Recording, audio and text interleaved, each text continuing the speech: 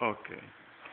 Siamo all'Università di Messina, oggi è il 26 aprile 2010, anniversario del disastro di Chernobyl. In questa occasione presentiamo nell'aula Tommaso Cannizzaro del rettorato dell'Università di Messina, fondata nel 1548, degli interventi relativi a questa invenzione, a questo modello di pannello solare che verrà realizzato presso l'Università di Messina. Cominciamo con un intervento dell'ingegnere Gemelli che faremo in francese.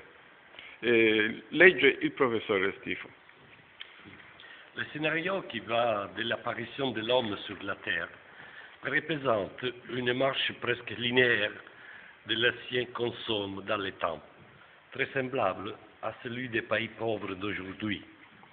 Dans ce procès linéaire, s'il est cependant un intervalle de très brève durée, vraiment des pays industrialisés, représenté de la courbe temps-consomme, à forme de compagnon de Gauss. La caractérise écologique mesure la demande humaine vis-à-vis de la nature.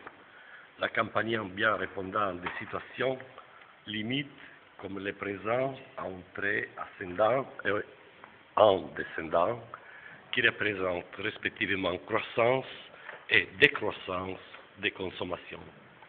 L'accompagnant peut même représenter le produit interne brut. Pour le futur, on peut atteindre 3 possibles scénarios.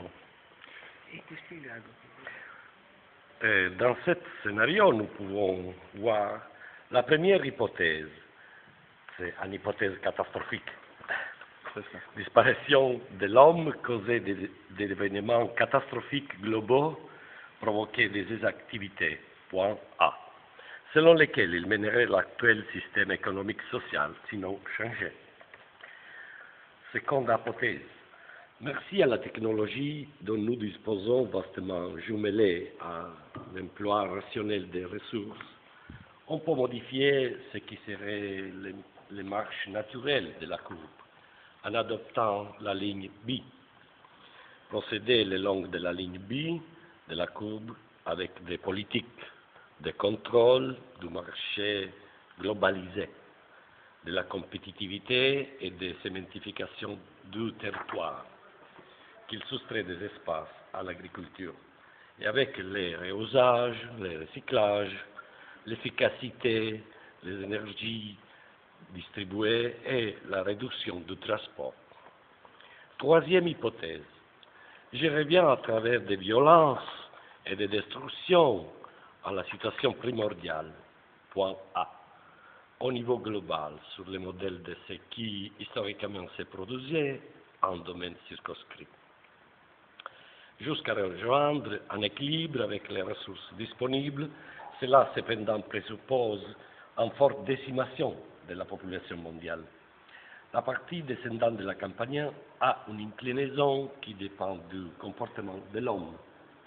Il serait très raide s'il se consomme en vitesse, les ressources pas